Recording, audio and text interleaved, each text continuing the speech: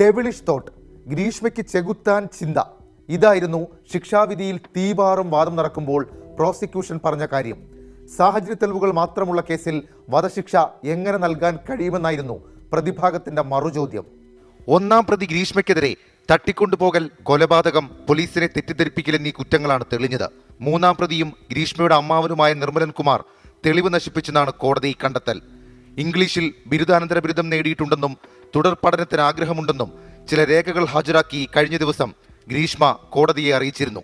മാതാപിതാക്കളുടെ ഏക മകളാണെന്നും മാനസാന്തരപ്പെടാൻ അവസരം നൽകണമെന്നും ഗ്രീഷ്മ പറഞ്ഞു. ഷാരോണിനെ ജീവിതത്തിൽ നിന്നും ഒഴിവാക്കാൻ പലതരത്തിൽ ശ്രമിച്ചിട്ടും കഴിയാത്തതിനെ തുടർന്ന് ആത്മഹത്യ ചെയ്യാൻ നിശ്ചയിച്ചിരുന്ന ഗ്രീഷ്മ അതിന് കഴിയാത്തതിനാലാണ് കൊല ചെയ്യാൻ നിർബന്ധിതയായെന്ന് പ്രതിഭാഗവും വാദിച്ചു. എന്നാൽ പ്രേമം നടിച്ച് വിശ്വാസം ആർജിച്ച ശേഷം കഷായത്തിൽ വിഷം കലർത്തി കൊലപ്പെടുത്തിയത് പൈശാചിക പ്രവൃത്തിയായിരുന്നുവെന്ന് special public prosecutor VS Vineeth കുമാറും വാദിച്ചു. ഇംഗ്ലീഷിലും സാങ്കേതിക വിദ്യയിലുമുള്ള അറിവ് പ്രതി ഗ്രീഷ്മ ദുരുപയോഗം ചെയ്ത വിഷത്തിന്റെ പ്രവർത്തന രീതി പഠിക്കാനായിരുന്നു.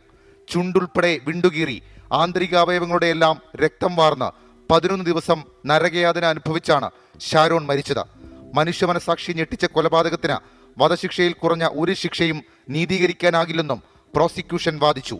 Neyyattinkara additional sessions judge AM ബഷീറാണ് കോളിളക്കമുണ്ടാക്കിയ കേസിൽ വിധി പറയുക.